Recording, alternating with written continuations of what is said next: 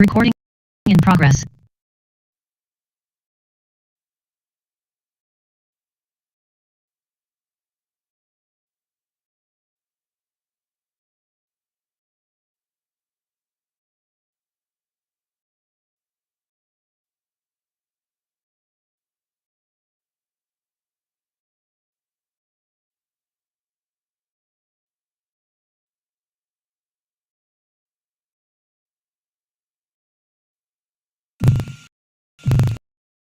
Good morning, everyone. We are excited to welcome you here today to discuss historic investments in California's child care and development system that are included in the fiscal year 22-23 state budget. This is just a Zoom etiquette reminder. Please remember to keep yourself on mute for the duration of our meeting. And before we get started, I will turn it over to our interpreter.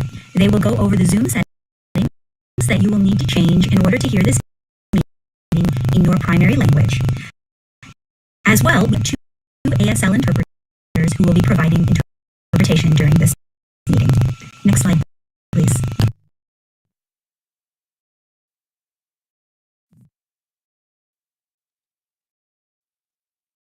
Bienvenidos a todos ustedes presentes el día de hoy. Esta reunión se llevará a cabo en español para aquellos que necesiten interpretación. Así que si usted gusta puede proporcionar la parte inferior de la pantalla y usted escogerá su idioma en la cual usted pueda escuchar esta reunión simultáneamente. Así que los animamos a todos ahorita que se aparezca, usted lo puede hacer. So good morning to everyone, and the message earlier in Spanish was made to encourage everyone who is going to be listening to this meeting in Spanish or bilingual and prefer Spanish can go to the bottom portion of the screen and where you can choose Spanish on the globe or the sphere where you can choose your language. These are the options, and you could actually, instead of mute original for all those English speakers, please do not stay on original language. Please choose English. This way you will be able to hear the interpreted languages onto the English channel. Thank you so much, and we'll begin the Spanish interpretation when it's activated in just a second by the host.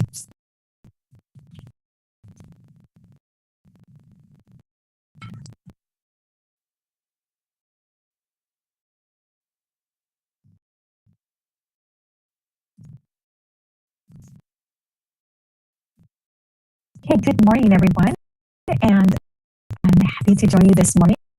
Again, I'm Lupe Jaime Milam. I'm the Deputy Director for the Child Care and Development Division, and I'm pleased to kick off our budget briefing and be able to provide a warm welcome in regards to highlighting our time together to discuss this historic investment in our child care and development system. Thank you for taking the time to join us and for all that you have done in implementing these investments and to provide childcare to our children and families during these uncertain times. The stable care that you provide and the support to our family and children really do protect our most vulnerable families. And so I just want to make sure that we're all just expressing our gratitude for not only your wisdom, your support, your collaboration, and all these types of efforts to strengthen our California Child Care and Development System. I now am pleased to be able to introduce Chief Deputy Director at the California Department of Social Services, Jen Troya, to provide a welcome to our group. Let's go to the next slide. Thank you, Lupe, and good morning to all of you. I could not say it better than Lupe did in terms of thanking you for your service each and every day to our kids and families across California, and for your partnership with us as we implement these programs across the state as well. We are pleased to be here today to share with you some information about the 2022-23 state budget that was just recently enacted, and to answer any questions that we can for you about the information that we share today with respect to that budget. The prior year, the 2021-22 budget, included some historic levels of investment in access to childcare and in our childcare and development workforce. And this year, we are continuing to implement those expansions of slots and those rate increases. There are also some additions to them, like a cost of living adjustment to the rates. We also this year will see some increased investments building on top of what had already occurred with respect to infrastructure funding. We'll see some continued pandemic-related relief for families with respect to family fees and for providers with respect to what we've called hold harmless policies. There are some additional investments that we'll be able to speak to as well, and we very much look forward to working in partnership with all of you on these and the implementation of these investments and the overall operation of our system for the benefit of those we're privileged to serve. So thank you for being here with us this morning and welcome. Thank you, Jen, for that warm introduction and welcome, and just highlights in regards to our historic budget too, setting the framework for what we're going to be discussing. So in this particular slide, I'm going to go ahead and kick off the presentation. It lists the Child Care and Human Services Budget Act and budget trailer bills signed by the governor last month. So everything that we're discussing will be covered, and you can find it in AB 210, Child Care and Education Omnibus, SB 187, Human Services Omnibus, SB 154, and AB 178, which is the Budget Acts of 2022. Over the next few slides, we'll review investments enacted in these bills. Let's go to the next slide. Okay, so this year's budget reflects the importance of investing in the entire component of the mixed delivery system. Guided by the Master Plan for Early Learning and Care, the budget includes $6.6 billion. I'll say that again, $6.6 billion in regards to towards our historic multi-year commitment. This contributes also to the commitment to expand child care access by 200,000 slots by the year 25-26. In the next few slides, the team will provide highlights of the Budget Act provision related to child care and development programs administered by CDSS. Also, towards the end of the presentation, we will hold a segment for questions and answers and open for any comments in regards to this presentation. So without further ado, let's jump in. And I'd like to first introduce and invite Barbara Lindsay, our consultant for our policy unit, to present the next slide. Hi, good morning, and thank you, Lupe. So to level set, as part of the 21-22 state budget for the child care development system, the department was allocated $250 million in one-time general and federal funds for funding infrastructure for child care facilities, focusing on child care deserts and low-income communities. The Child Care and Development Infrastructure Grant Program, also known as CDD-IGP, is earmarked to expand access to child care and development and preschool opportunities for children up to 5 years of age. Of that $250 million, there is $150 million from general fund resources to fund new construction and major renovations of existing buildings to increase or preserve child care slots, and $100 through federal funds to fund minor renovations and repairs related to meeting licensing requirements or health and safety standards. In order to build upon the investments included in the 21-22 Budget Act and to make comprehensive improvements in the child care and development system, the $250 million multi-year investment will carry over in order for the field to complete larger projects. And now, with the additional investment of $100.5 million for minor renovations and repairs as part of the 22-23 Budget Act, there is a total historic investment of $350.5 million. Back over to you, Lupe. Thank you, Barbara. And so let's go to the next slide. So the budget expands childcare access by adding more childcare slots through a total investment of $2 billion. This investment includes began, as you recall, 2001-2002 fiscal year, and that's an additional $1.3 billion in fiscal year 22-23, and it has a total of $342 million for California Alternate Payment Program, which we refer as CAMP. 917 million General Child Care, which we refer as CCTR. Now I'll turn it over to Dana Shaw, our Child Care and Intergenerational Chief, Section Chief, to present the next slide. Thank you, Lupe. In addition to what was provided in the prior Budget Act, the Budget Act also includes an additional $35 million in ongoing funds to expand the Emergency Child Care Bridge Program for foster children. The intent of these funds is to provide additional support for enhanced referrals provided by child care navigators at the local R&R or AP, to build on existing delivery of trauma-informed care training and coaching to child care providers, and to provide additional child care payments to resource families. Further, $7.6 million was appropriated to support county operations within the Bridge Program Administration.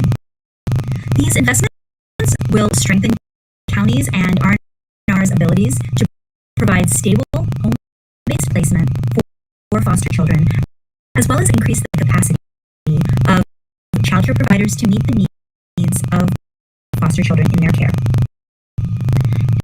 SB 187, the Human Services Omnibus, also expands the Bridge Program by authorizing Bridge vouchers to be used if work or school responsibilities preclude a resource family from providing care, rather than precluding them from being at home. And effective September 2022 allows vouchers to be extended beyond 12 months based on a compelling reason, which may include the inability of a child to successfully transition to other subsidized care. I'm going to now turn it over to Maria Mayorga of the Program Quality Improvement Branch to present the next slide. Good morning, everyone. The next slide is regarding family fees. Family fee waivers for all child care and development programs administered by CDSS and the California State Preschool Program, CSPP, will be extended for an additional year through June 30th, 2023. The purpose of this waiver extension is to reduce the financial burden families are facing as a result of the COVID-19 pandemic, while simultaneously increasing access to child care and development services. The programs impacted by this waiver are listed on this slide. Alternative payment programs, CAP, including Migrant Alternative Payment Programs, CMAP, Migrant Child Care and Development Program, CMIG, General Child Care and Development Program, CCTR, Family Child Care Home Education Network, CFCC, Child Care and Development Services for Children with Special Needs, CHON, CalWORK Stages 1, 2, C2AP, and 3, C3AP, Emergency Child Care Bridge Program for Foster Children, the California State Preschool Program. Next slide, please.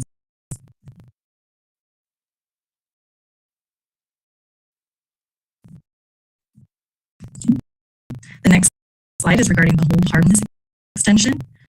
The hold harmless flexibility has been extended an additional year. This is in reference to voucher-based providers will be paid based on the maximum care authorized instead of the actual attendance through June 30th, 2023. Center-based contractors will be paid 100% of the contract maximum reimbursable amount or net reimbursable program costs, whichever is less. The whole harmless flexibility applies to Title V, subsidized center-based contract, CCTR, CSPP, CFC, CMIG, and CHON, and voucher-based programs, CAP, CMAP, Works, and Bridge. Next slide, please. Regarding APP capacity grants in the budget, an investment of $20 million in new funding will be available for capacity grants to support the alternative payment programs. The intent of these funds are to expedite and support the enrollment of children into subsidized child care and to support federal reporting requirements for child care stabilization grants appropriated pursuant to the American Rescue Plan of 2021. More information on capacity grants will be provided in a forthcoming child care bulletin. I will now turn it over to Lupe. Thank you, Maria. So this slide here, the budget trailer bill also includes the following changes. Permits alternative payment models and certificate childcare contracts to have a reserved fund that shall not exceed 8% increase from 2% previously of the sum of the parts of each contract or $1,000 or $1,000, whichever is greater. Another change to align terminology in CDSS, Child Care and Development Programs, with that of the use in CSPP. So program alignment of the use of dual language learners, DLLs, and cease to use the terms limited English speaking proficient and non-English speaking proficient children. This would shift terminology from this population in state law to a more straight-based approach and align with the terminology with other state law changes via AB 131 for the California State Preschool Program.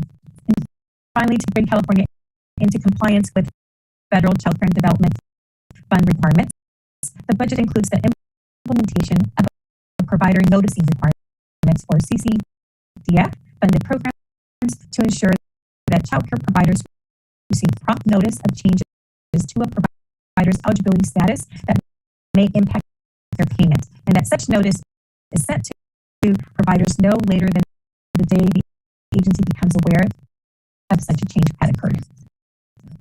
Next slide, and now I'll be turning over the next slide to Jody Zipperman from the Department of Finance and Education Unit. Thank you. Good morning, everyone. I'll be going over new investments in the California State Preschool Program as well as transitional kindergarten. The 2021 Budget Act outlined a plan to expand universal access to state-funded preschool. The 2022 Budget Act proposes $614 million general fund to expand eligibility for transitional kindergarten from all children turning 5 years old between September 2nd and December 2nd to all children turning 5 years old between September 2nd and February 2nd, beginning the 2022-2023 fiscal year. Also, the 2022 Budget Act proposes to increase the inclusivity rates that were in the May revision for students with significant needs and dual language learners, as well as establishes a 3-year adjustment factor.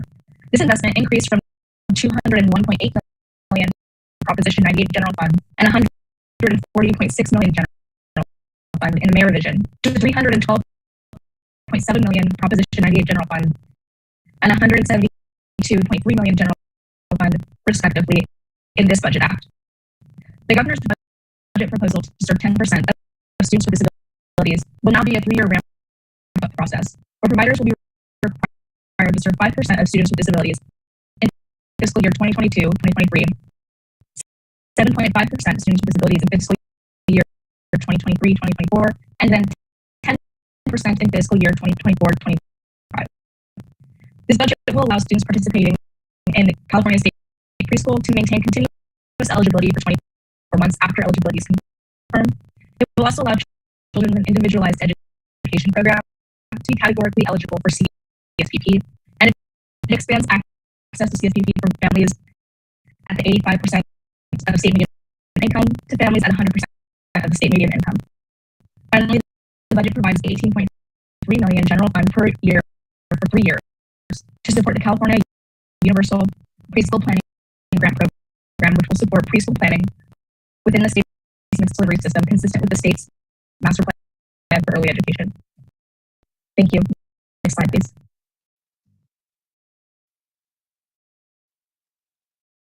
Thank you, Judy. The next slide will target the stabilization of California's workforce. Next slide, please. The budget of 2022-23 includes a cost of living adjustment of 6.56% effective July 2022. The COLA is applied to CAP, CFCC, CCTR, CMIG, CMAP, research and referral, child care for children with severe disabilities, and local planning councils. As a result of the 6.56 COLA, rates will be reassessed to ensure counties are receiving the greater of the calculated RMR daily equivalent rate for the updated SRR of $54.93. Based on that analysis, 16 counties will remain at the calculated RMR daily equivalent rate, including Alameda, Contra Costa, El Dorado, Los Angeles, Marin, Napa, Orange, San Diego, San Francisco, San Mateo, Santa Barbara, Santa Clara, Santa Cruz, Sonoma, Ventura, and Yolo. The remaining counties will receive reimbursement based on the updated SRR of $54.93. Mono and Placer counties, who moved from the SRR to the RMR for fiscal year 21-22 based on January 2022 rate changes, will move back to the SRR for fiscal year 22-23. And now I'll turn it to Amanda.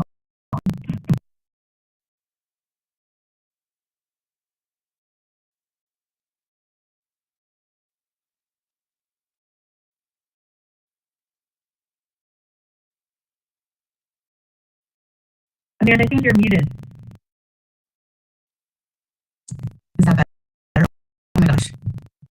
Thanks for the patience, everyone. So the budget also includes some funding for Child Care Providers United Health and Retirement benefits for the family child care providers. All of the items listed below that I'm about to mention still need to be ratified by the CCPU, but they are in the process of handling that now. A $100,000 one-time contribution to establish a CCPU administered healthcare benefit trust. $100 million payable to the health benefits trust once it's established. $100,000 for CalHR to hire consultants to provide recommendations on retirement benefit models for family child care providers. For retirement, we have $40,000 to design and conduct a survey on family child care providers' retirement needs, and another $100,000 one-time contribution to CCPU or its designee to establish a retirement trust upon agreement of a retirement benefit model. I will now turn this over to Nadira Jones.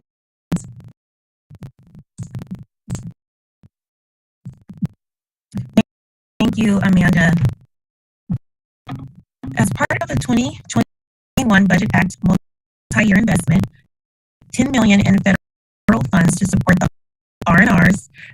This expansion supports the development of new childcare facilities, building capacity and streamlining and improving data collection processes. $5 million, which was unspent from 2021-22, will carry over into fiscal year 22-23. In addition to the $10 million appropriation for 22-23. Additionally, there's a one-time multi-year grant of $25 million in federal funding to expand the Child Care Initiative project. The priority for this funding is to support the reopening of programs that closed due to the impact of COVID-19, along with the infant and toddler child care deserts. Next slide, please. Thank you. The budget also contains language around the elimination of the requirement of the 2-to-1 local funding match currently required of resource and referral programs participating and receiving Child Care Initiative Project SIP funding. This would also eliminate barriers for smaller R&R programs across the state to participate in the SIP. The department will adopt regulations comments implementing the changes made to the section by July 1, 2025. I will now pass the presentation over to our partners in RAD. Thank you. Thank you, Nadira. This is Brandon McMillan from the Research Automation and Data Division. I'm the implementation manager for our childcare data landscape initiative, which we also refer to as Brilliant Beginnings. I'd first like to start by saying that this is, I think, the second year in a row where we are saying we have a historic investment in childcare in the budget. And so I'd like to do a quick congratulations to everyone for that accomplishment, and say a huge thank you to you all on the call for all of your hard work to ensure that our littlest learners and those who support them have access to the resources they deserve. I think we all deserve a round of applause and a pat on the back. And so in terms of investments into the childcare data landscape or Brilliant Beginnings, there's a couple items to note. We have a rollover of $4.8 million that was allocated to support that effort in the last fiscal year. So essentially that means that it continues into this fiscal year. And most of those funds are primarily being used for the Sport project. And in addition to that, there are 9 positions that were allocated to CDSS, which were much needed to support the effort. And those positions are 6 in our IT division, 2 in the Research Automation and Data division, and then 1 in the Childcare and Development division. I'd also like to mention that we've been making significant progress over the last 6 months since we focused on Brilliant Beginnings in a stakeholder meeting. And so we intend to have another Brilliant Beginnings focused stakeholder meeting in mid to late September. And during this meeting, we'll provide a number of significant updates on the progress of the initiative. And you can contact us at brilliantbeginnings@dss.ca.gov, which is on the slide, and I can also put it into the chat. If you'd like to ensure that you are on the call, we'll use the same mailing list that CCDD uses. So if you're on that list, you'll most likely get an invite. Really appreciate the time, Lupe and team, and congratulations once again to everyone for the historic investment. I think Jordan is up next. Yeah, thanks, Brandon. Hi, everybody. Jordan Clegg with the Childcare and Development Estimates Unit in the Fiscal Forecasting Branch of the Department of Social Services. The slide that we have up now displays the total local assistance funding for childcare and development programs administered by the Department of Social Services and supporting local resources.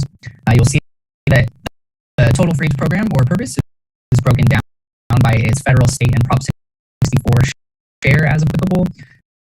This information is available online for you all to access at any time. So for additional details on childcare and development programs administered by the Department of Social Services or other programs administered by the Department of Social Services, our publication is available at the link that you see on the screen, and we will also include that in the chat for you. And I will pass it on to Lupe. Thank you.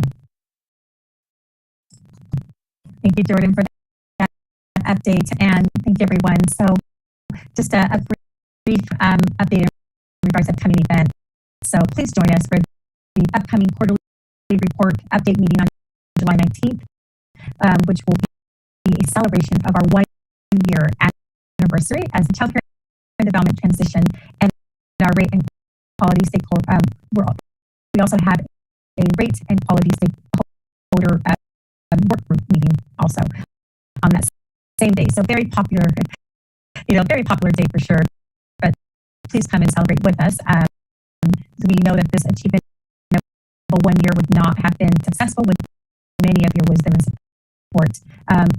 And this our rate and quality stakeholder workforce will be meeting on August. And so we'll make sure that we will be collecting public feedback in our draft of the rate and quality report, which will be shared with our CCP Rate and Quality Joint Labor Management Committee and the Department of Finance and the Joint Legislative committee no later than August 15th. So public feedback is due on July 18th, and we will paste the link in our chat to our rating quality webpage, which has the links to all the information, including the survey. Thank you again for partnering with us on developing California's rating quality reform. Very important work in that too. So let's go to the next slide. So we do have this segment where we now have our question and feedback segment, and we do plan to first address the question and questions and answers and comments in the Zoom, and then we'll also open it up for live questions. If you are able to send us any live questions or comments, please use the raise hand feature to make sure that you're able to that we can call upon you, and then press 9 also to raise your hand, or press star 9 to raise your hand, or star 6 to mute and unmute for that too. So there is a couple of questions that I want to address live on this, just to kick it off. And let me first go to the question in regards to that there is quite a few comments. I want to make sure that we are capturing these. This feedback is very critical for us to ensure that we are continuing to understand on the ground impact of the field. And so I'm going to go back and look at these, because I believe we have at least 6 or 7 questions that are raising up in regards to the 24-month eligibility. And the 24-month eligibility, as you know, applies to CSPP, but does not apply to CCTR. And a couple of things I want to call out. I am reading from the chat that folks are talking in discussion about how are they going to do recertifications when you have families that are within the 2 programs. I'm also really hearing or reading from these also in regards to just sharing that our most vulnerable infants and toddlers are being impacted by this legislation. So I just want to call out what I'm reading, just to make sure that you know that we are hearing it and we will be taking it back. And then I'm also hearing about the guidance, right? How do I then do enrollment if I have one file for the family, but the family has children in both state preschool and CCTR, and wanting then again to be able to do guidance, to receive guidance from us in regards to that. We will be issuing a CCB to address this. What I would share for now is to make sure that we hear you. And yes, there is the file for CCTR have to be recertified for the 12 months eligibility. And so just understanding that is in statute, and that is something we have to do as part of statute. But we are reading and we'll take note of the impact that this will have, and appreciate the comments that are coming in on this topic. And so let me see what else I can also speak to. Let's see here. There is one piece too. If you are have not selected the Cantonese interpretation, Corey, just double checking with you that participants can do that.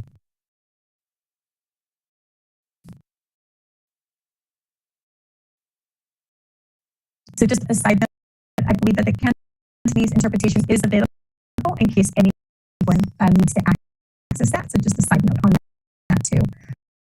Okay, let me go back to some of these questions to make sure that we're currently answering them. Let's see here. Okay, let me jump to the COLA.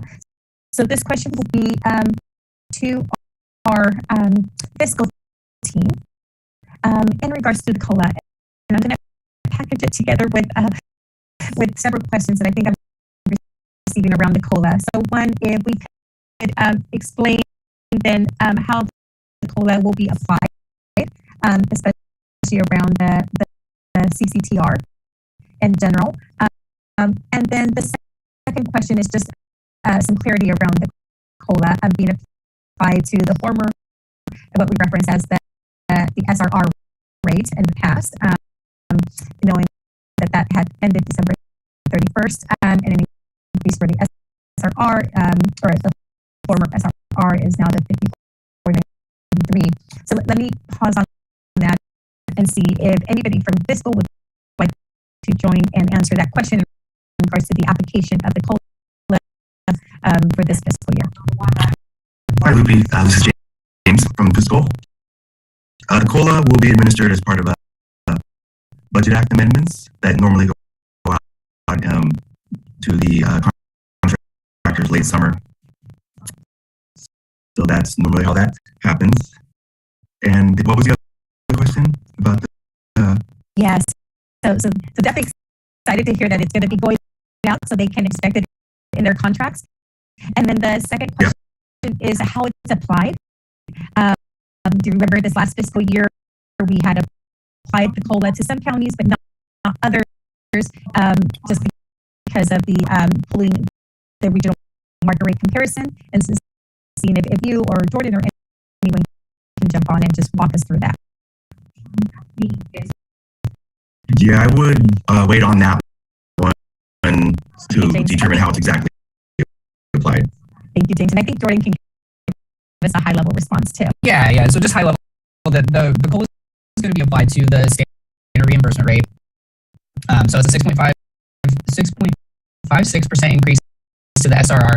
And for those counties that received an increase based on the regional market rate back in January, if the rate continues to be in excess of the standard reimbursement rate plus the new COLA, then the COLA is not applied to those counties and the rates that they're currently receiving, because it's already higher than that standard reimbursement rate plus the COLA. So for those that are still on the standard reimbursement rate, we'll receive the 6.56%. After those increases are applied, we will do that comparison to make sure that counties are still receiving the higher of the two, so the standard reimbursement rate with the 6.56% COLA, or the rate that they're receiving based on the regional market rate. So we'll ensure that they're receiving the higher of the two, and make those applicable changes to contracts if necessary. Thank you, Jordan, for that response. There is a question in regards to stipends, and whether there will be some stipends in the fiscal year for it is ECE centers, but I will have Rachel, if you are able to answer this question in regards to stipends, and let's address both the Title V stipends for our contracts, as well as the private stipends for this contract, to make sure that we're addressing both sectors in our response. Sure. So they're not stipends. They are reimbursement rate supplements that were approved in both last year's budget trailer bill, AB 131, and I believe it was SB 115, early action from February of this year. But there were three pots of funds appropriated to supplement reimbursement rates for providers receiving subsidies. And the first pot was for CCPU represented providers, and those began to go out in, I believe, April of this year. And then we have two remaining pots, one for center-based programs and one for private childcare, licensed childcare centers who accept vouchers for children receiving subsidized vouchers. So those planning is underway to get those things out, and more information will come on those. But no stipends in the pipeline as of right now. But they're sort of like stipends, they're reimbursement rate supplements.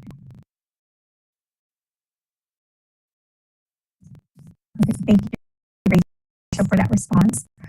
And then we're still noting that there is comments in regards to the 24-month eligibility. So I want to make sure that you do feel like we are hearing you on that and the application. I do want to make just a quick note that which kind of reminded me too is that CPE will be hosting tomorrow a webinar also, and so if you're able to attend, please feel free to attend also that webinar, and it will of course talk about the CPE investments too there too. And let's see here.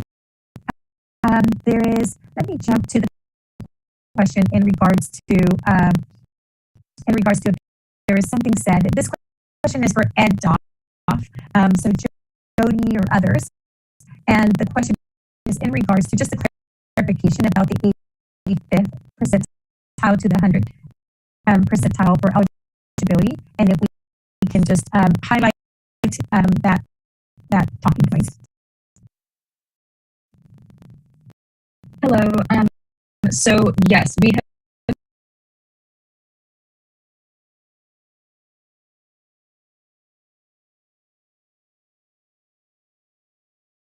median income. This would increase the amount of families that are going to be eligible to participate in state or California state preschool. I'd also like to note that income that generates from certain state programs will not count towards that income. So if you are getting any sort of like state income programs, none of that income is going to count towards the income that you would get under that 100% percentile amount. Yeah, and there's a specific list in law or specific expectation in law for those programs for which income wouldn't count. But specifically, the adjustment is for the California State Preschool program only. It doesn't apply to other programs. Thank you, Chris and Jody, for that response. So let me pause here and see if there's anyone with their hand raised so we can shift over to some live questions or comments. In the meantime, I know the team is trying to answer as many questions as possible. And so I just want to make sure that we're acknowledging that we are continuing to try to answer questions as quickly as possible concurrently. So Corey and team, is there anyone with their hand raised? Hi, Lupe. Yes, we have Terry with her hand raised. I'm going to allow Terry to talk. Terry, are you able to speak?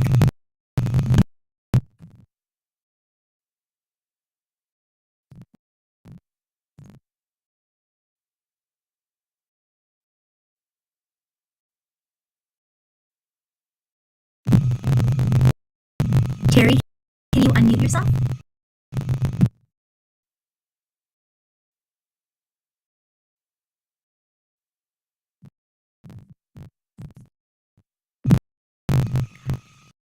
I'll reach out to Terry to see if I can provide technical support. There are no other hands raised. Thank you, Signa. Nadira, if I can ask you to just speak a little bit about two pieces, because I'm clustering questions together. And one of the comments and questions I'm reading on is both the infrastructure, which is when is the major construction and construction going to be released, the RFA? And then the second question is when are the notifications going to go out for those that apply for the minor renovation and repairs? Thank you, Lupe. So as of now, for the first part of the question about the new construction RFA, we are still estimating the release to be late summer, early fall. And if there are any changes, we will definitely make sure that we communicate that to the field. The second part of your question, I believe it was about the current RFA 1 and those grant award announcements. So those are currently being sent out to eligible and approved applicants on a rolling basis. So those will be going out.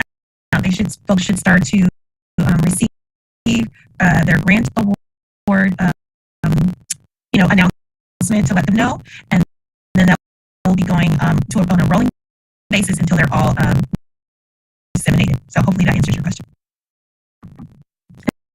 and Esmeralda, if you're on, I can't remember when the first award started to go out. Do you have that date by any chance? Thank you, Nadira. The first notices started rolling out on June 28th, and we are expecting they'll be going out on a rolling basis, and we're expecting to be completed by September 9th. So applicants should be looking at their email just to make sure that they don't miss those notices. Thank you so much. Thank you, Nadira. And I did see that we have quite a few questions, and want to make sure that we are mindful that we may not be able to get to all the questions, but please know that we will be taking back the questions and continuing to unpack the questions themselves. Just a couple questions, a couple statements to be made. I know there is some questions in regards to the application, right, of the 85 percentile to the 100 percentile for the state median income for the CSDP contract, as well as some more questions for state preschool. As referenced, the CDE is hosting a webinar tomorrow, so definitely we'll make sure to get those questions to our CDE partners to make sure that they are aware that we have raised these today, and I'm sure that they're happy to provide some responses in regards to those questions too, or get back to you on those. And then the other questions that I'm also reading as I'm looking at clusters here is in regards to, and this is more of a fiscal question, but I believe that James spoke to this already, but how soon can they get the CAP augmentation contracts out to them? And so, James, if you wouldn't mind just sharing that for the team. So the CAPS, as far as I know, would, if they're going to receive an augmentation, we would normally, as part of the Budget Act amendments, would go out like late summer. This has been where about the time we've normally done it. Perfect. Thank you, James. So there is also another question in regards to assessing that many fees. So as we said, and it's a great reminder that Eric thinks in the chat, but I just want to make sure that we're lifting this up, that contractors, you're still assessing fees, right? Using the 22-23 family fee schedule, but we're waiving those fees. So ensuring that families know that there's no collection from whether the contractor does the collection or making sure that our providers, they're the ones that are collecting the fees, that they're aware that they're not collecting fees during this, but we still are assessing those fees as per regulation. So great point, Eric, and thank you for that. I just want to make sure that that our stakeholders are able to hear that response. So perfect. And then let me see here. I'm going to look away and see if there's other questions. As I look away for a moment, if I can circle back with Jigna to see if there's any more hand raised. Hi, yes, we do have two hands raised, Robin Layton and Denise Gonzalez. Robin, I'm going to unmute you. Good morning, everybody. So I have a couple questions. I understand, thank you for clarifying. You're getting all the chats and you're taking it back. It's most specifically about the 12-month eligibility and the SMI. I would consider those to be serious glitches and possible errors in the Budget Act. And so by taking it back, it's something that can be corrected, because the separation of CSPP and CTR was supposed to be smooth and not a problem for contractors, but these two issues will now cause problems for families. And so my question is this an error that can be fixed this summer? Or then if not, then what is the purpose of taking it back? So hopefully that can be fixed. The other issue that I'm hoping can be fixed as an error is that the rate reform, the new rates that came out in January 2022 was based on the MRA. MRR, RMR, stuttering. By not giving those contractors a COLA, is causing us to fall further behind. So there's no reason for those contractors not to get a COLA. And so are these errors that can be fixed? And if so, how? And do we need to do anything, or is CDSS taking this back and fixing these errors? So what, and I'm going to tag team with a response with Jen and Troya on this to make sure as I'm still learning the process, right? So our process is always for us to take back feedback as well as and look at different, the feedback that's being sent to us from stakeholders such as yourself. And as you know, there is different ways of being able to address the budget itself, right? One is many of you are part of that advocacy work that you contact, your legislators and be able to express also the type of work that you would like to see within our programs. So that always is a vehicle that we know many of you have leveraged to.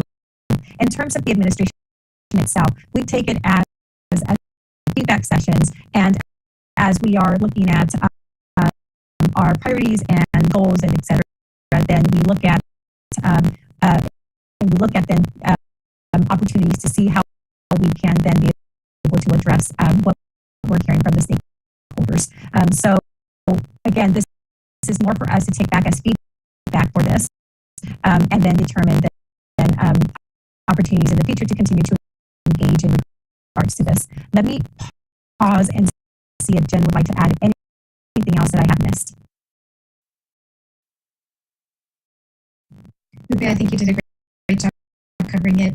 In general, these are changes that would require those statutory and fiscal changes to the budget by the legislature and signature from the governor, and they are not policies that were proposed.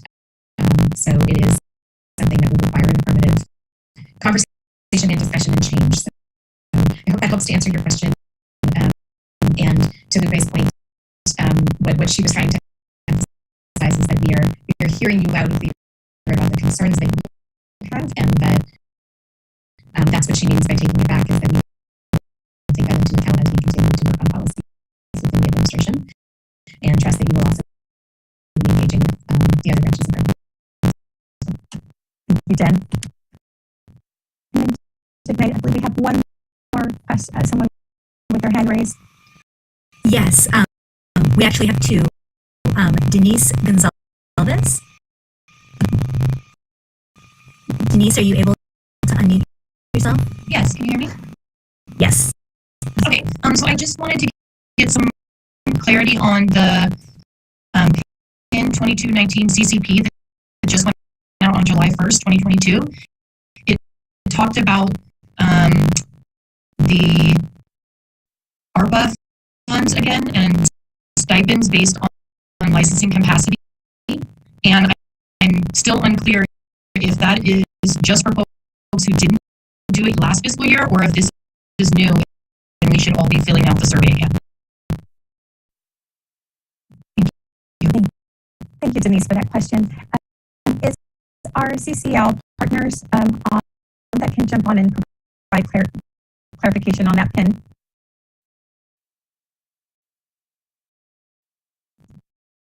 We are good. Good morning, everyone. This is Karen Chang. I am wondering if we can take that question back.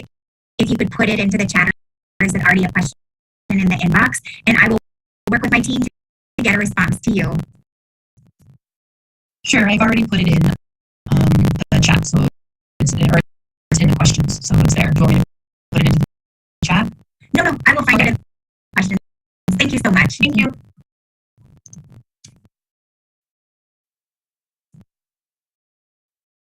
I think we shared that there was one more question raised that we want to get to. Rose Castaneda? Rose, are you able to unmute yourself?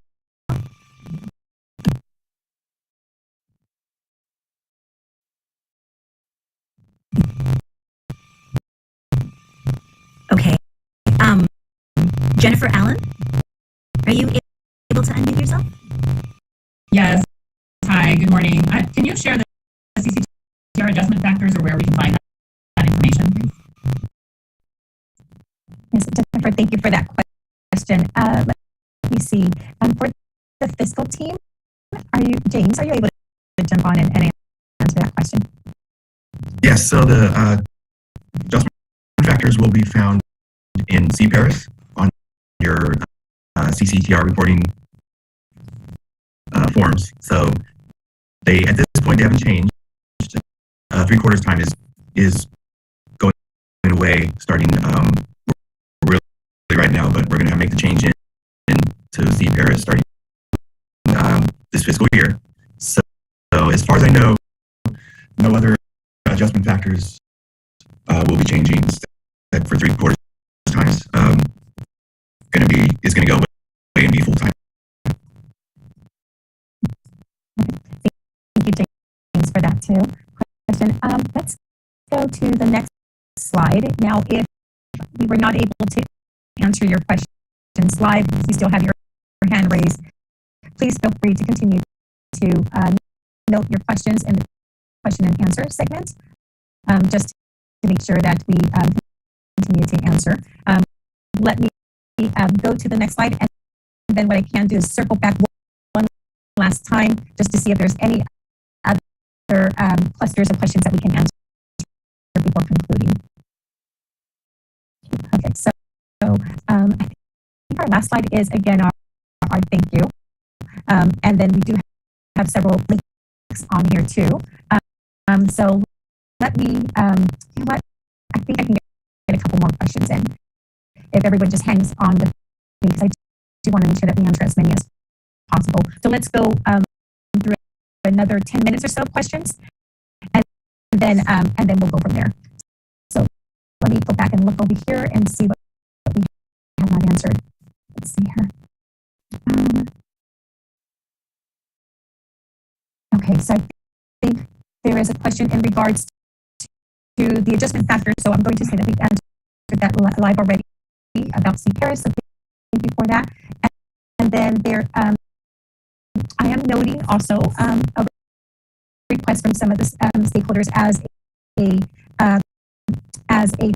theme. And one of the requests is to see if there's anything that we can hold or produce to be able to show the differences between our CCTR and CSPP programs.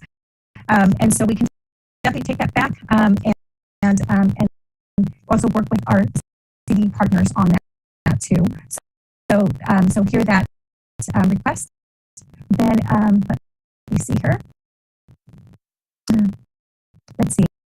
The 100% state median of income applies only to CSPP, not to other contracts. That is correct, Anna. And we've had our EdDoc partners speak to this. So I will check that off. Let's see here. CCTR projects factors. Will CCTR projected factors be changed? And when will we have updated? I think we answered that live in regards to CPARIS. So I will check that one off. Let's see here. So this question is for Roseanne or PQI team. Now that CSPP is governed by CDE and APPs are governed by CDSS, do CSPP cases from another agency still have priority for enrollment into APP under continuity of care? And so just want to understand that piece for this contractor. PQI, is this something that you have to take back, or are you able to speak to this question? This is Erica or Tiana. I could just take that one. Continuity of care is a provision for the CCDF fund, so but we'll take this back and then get back to the get an answer for you. But continuity of care is a provision for CCDF. Okay. Thank you, Erica, for that too. Let's see here. I think there's some comments in regards to the application of the COLA of the way it is. So we will continue to take that back as feedback for us. Let's see. As I'm looking at more clusters here, let me pause and see if we have another hand raise that we can go to. Hi, Lupe. Yes, we have Paige Tomlin. Paige, are you able to unmute yourself and speak?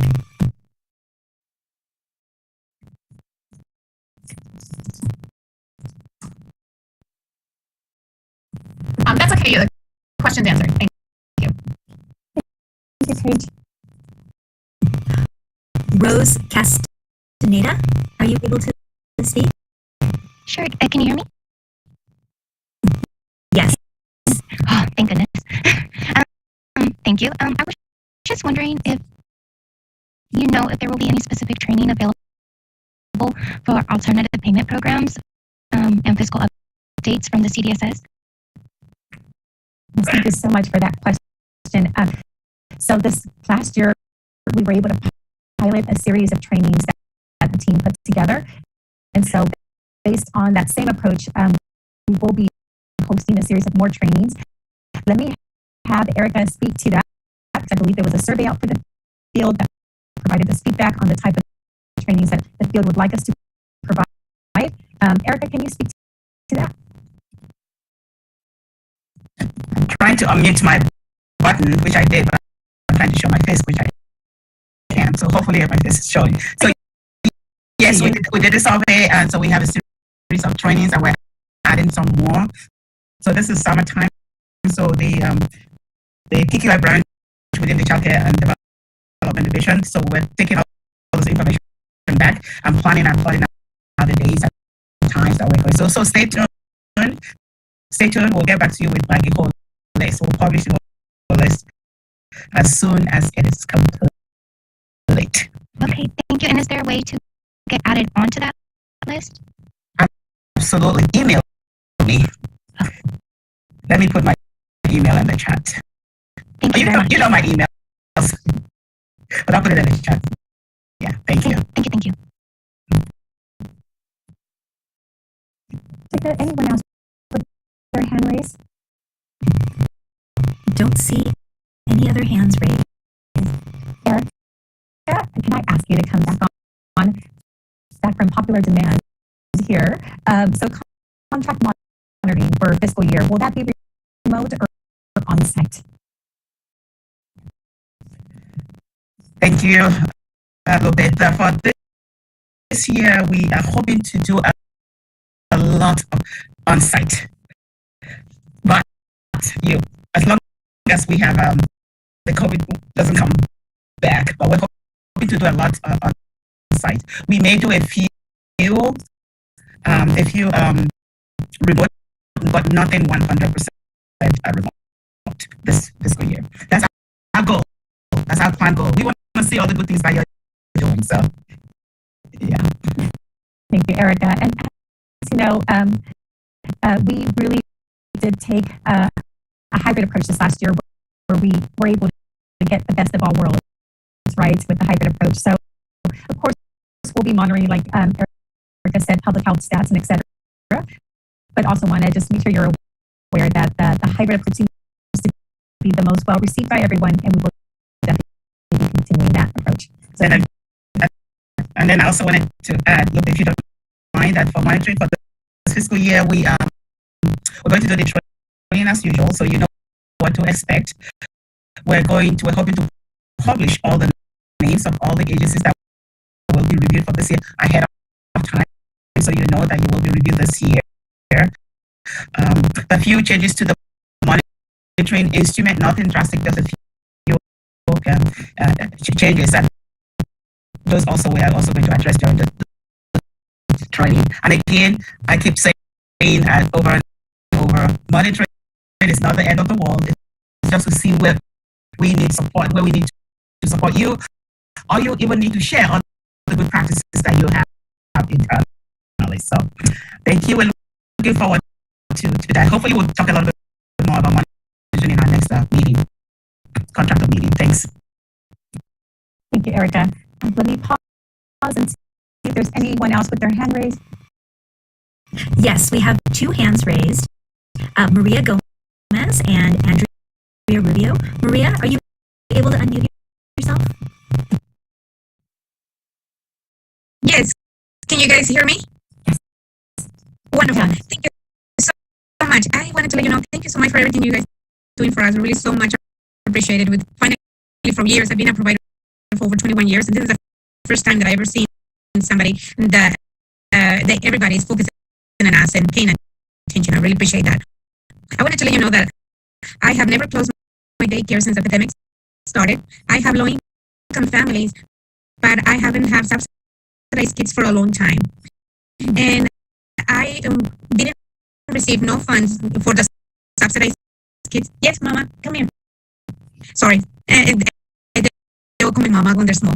And so I wanted to say, if you guys think about us, we haven't have subsidized kids, but it's not by choice. It's that it doesn't come in my area. And we're working really hard, and we like also to, and get our daycare also help.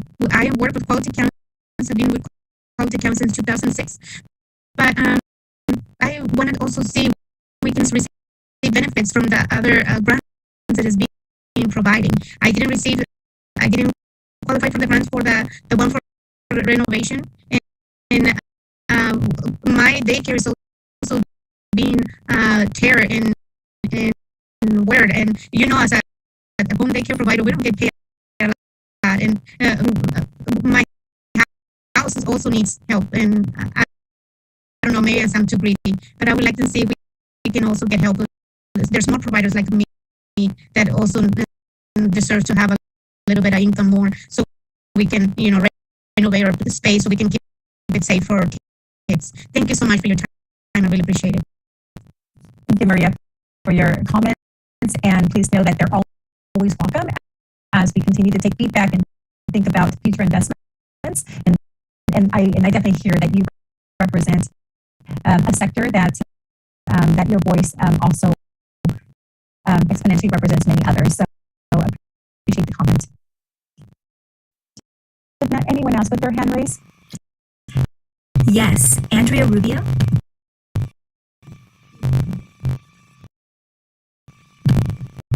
Andrea, can you please speak up? ¿Me escuchan? Sí, buenos días. Sí, la escucho.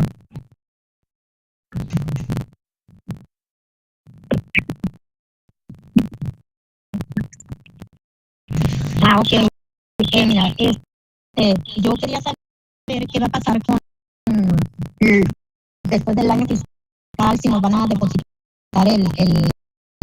la cantidad esta de $600 al mes, cuándo va a empezar o qué va a pasar con esos fondos.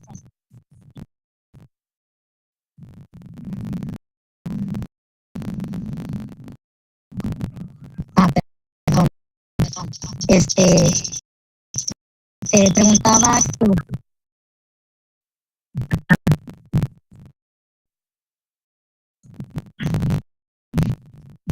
Okay, sorry.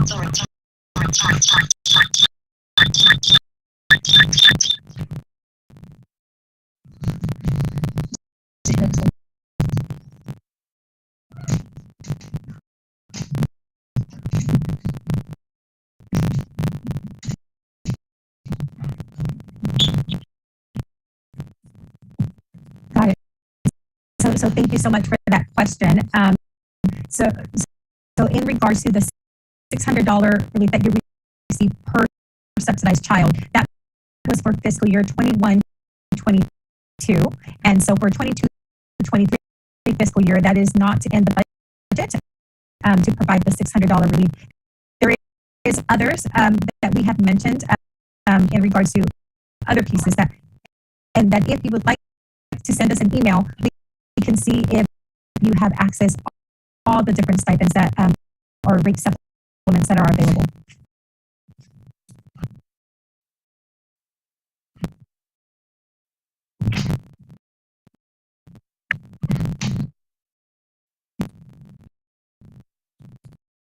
jump to Karen. I see your hand raised.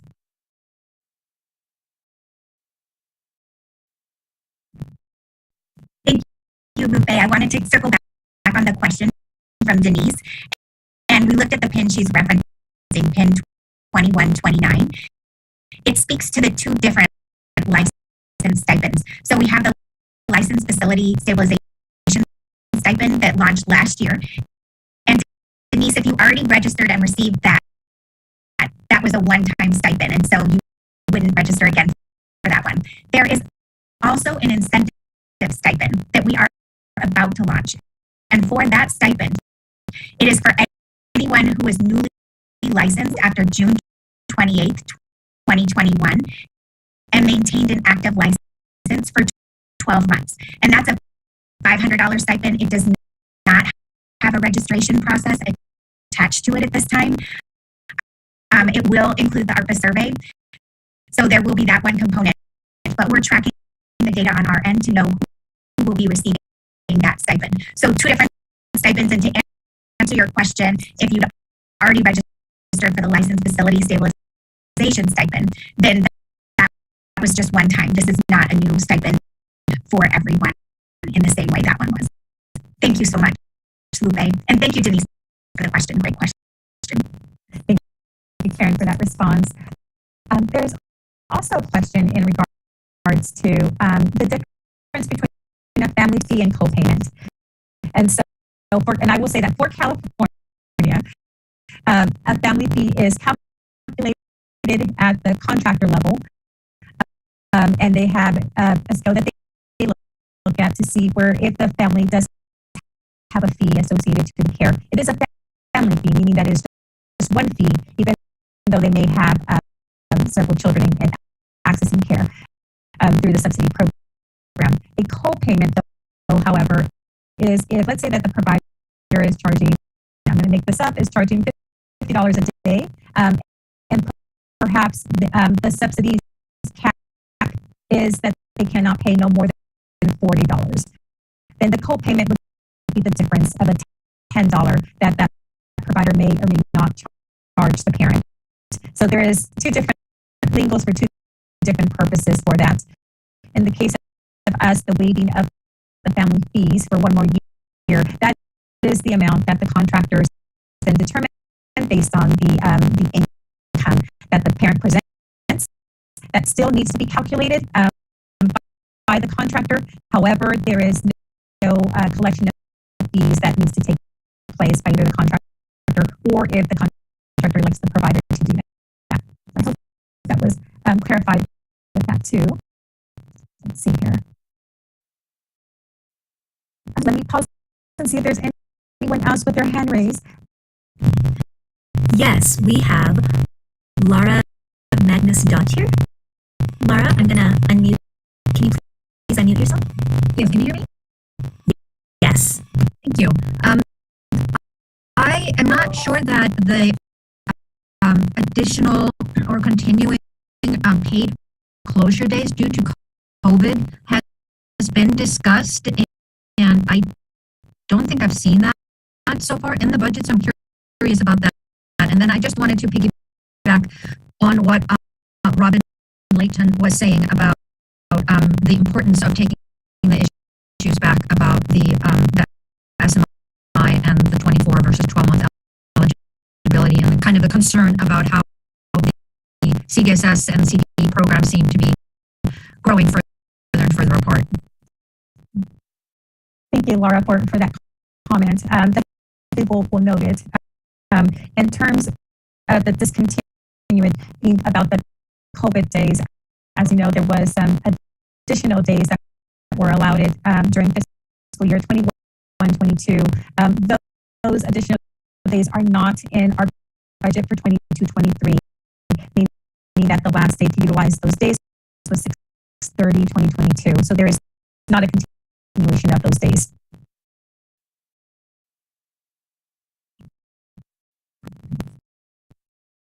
Okay. Anyone else with their hand raised before I look to see if there's any other questions that are kind of clustered together? No other hands raised at this time. Okay. so much for this. I'm going to be mindful that we are approaching 10:21, and we have answered probably about 108 questions, more or less, growing, I'm sure. And I know that we still have about another 20 questions that are still pending for us to answer. And so just want to make sure that we're aware that we'll probably not be able to get to all the questions, but do want to make sure that most of our questions are answered during just these last couple minutes that we have left together. I did read a question in regards to whether there'll be a stakeholder engagement opportunity to put input on the major RFA number 2. As you recall, we had a stakeholder opportunity back last fall that we had it. And so at this point, we took that information and are applying to the RFA 2. However, though, before the RFA number 2 is released, you still have opportunity to provide us an email, and we'll make sure to put the email box in our chat in regards to the infrastructure to continue to give us feedback. I want to assure everyone that we do read every email, and we do and we are looking at those feedback information to make sure that we're mindful of what is included in the RFA, as long as it's obviously aligned with statute. So, so just an invitation for that type of engagement then for that. So thank you for that. And let's see here.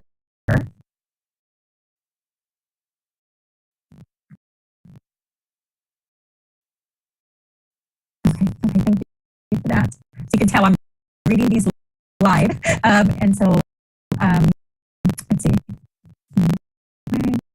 Okay, there's questions in regards to just being able to receive the recording to this. Just double checking with you. The recording of this meeting would be posted in our website. Yes, so this meeting is being recorded, and we will be remediating it for accessibility and then posting it on our website in the coming days. Okay, thank you.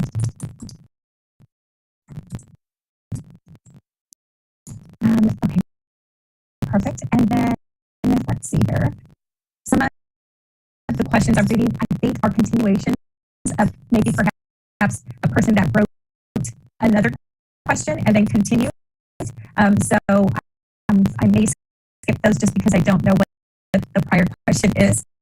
So please know that I'm not ignoring, and hopefully that person that answers it can look at the part 2 of those questions to make sure that we have that captured.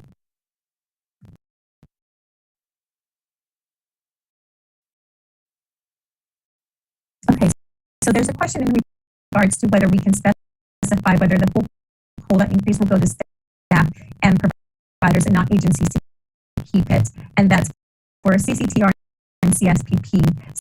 So again, not everyone would be receiving a COLA, right? It just depends on whether your base rate, which was the formal SRR rate with the COLA, is greater than the daily regional market rate that is converted, right? So let me start with that. Once that is determined, if there is a COLA that does apply, meaning that the former SRR base rate with COLA is greater, then what will occur then for that is that we would then, then that would go to the agency for them to utilize for that. For typically it's to increase more slots is how typically the CCTR contracts operate with that. So hopefully that answers that question. Okay, when will grants go out for the new CCTR contracts? Cindy, we're currently working on those as we speak.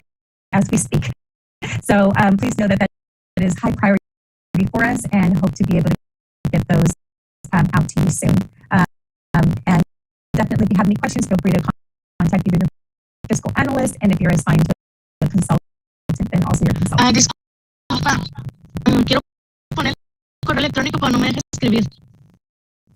En el chat o en las preguntas, su correo electrónico, Andrea.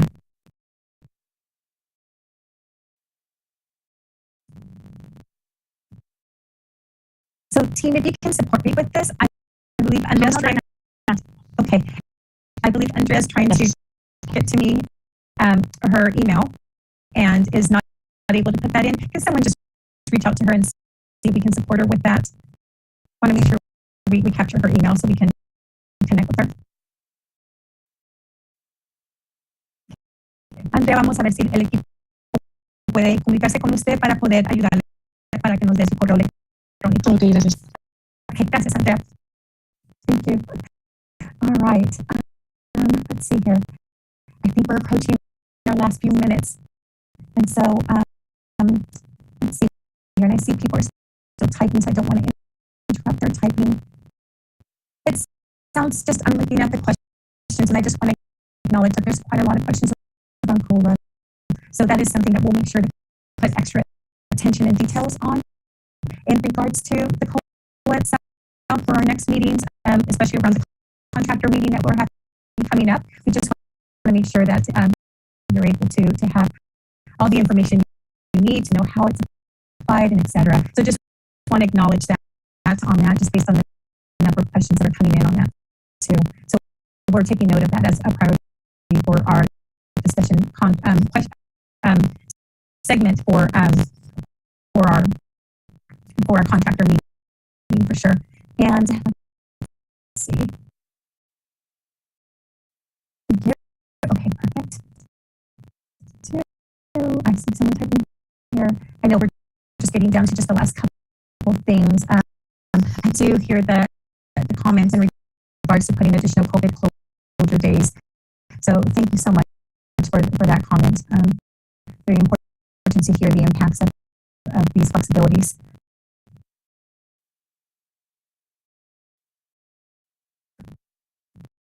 Okay, I think the rest are being answered by the team, and that gives us about 2 minutes then to wrap up this segment. I'm going to ask the team to please leave the chat open after we close the webinar for another 5 minutes to make sure that we are capturing every comment on here. And so I think that's important to make sure that we're able to do that. And then let's go to the next slide. And our final slide, which for some reason we're not there yet, but still feel it's important to share, is talking not only for gratitude and big thank you to everyone in regards to this time together, but also want to make sure that we are able to continue to have you know where the resources are of what we have presented today. So again, in the chat, we will put the links to the SB 154, the AB 178, and then also the budget trailer bills to AB 210, as well as SB 187. So you have that accessible for you. And then you'll also have and see in your chat that you can also access the Department of Finance budget summary, which we're dropping also in the chat, the full budget summary there.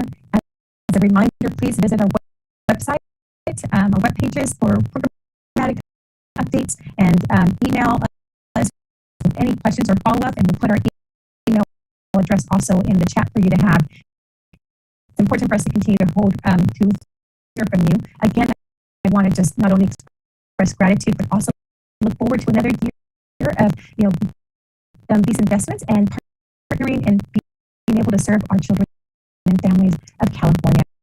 So thank you so much for joining us, and much appreciation. And one big shout out to the team that helped put this briefing together, answer questions, as well as being able to co-present too. So thank you everyone for joining us.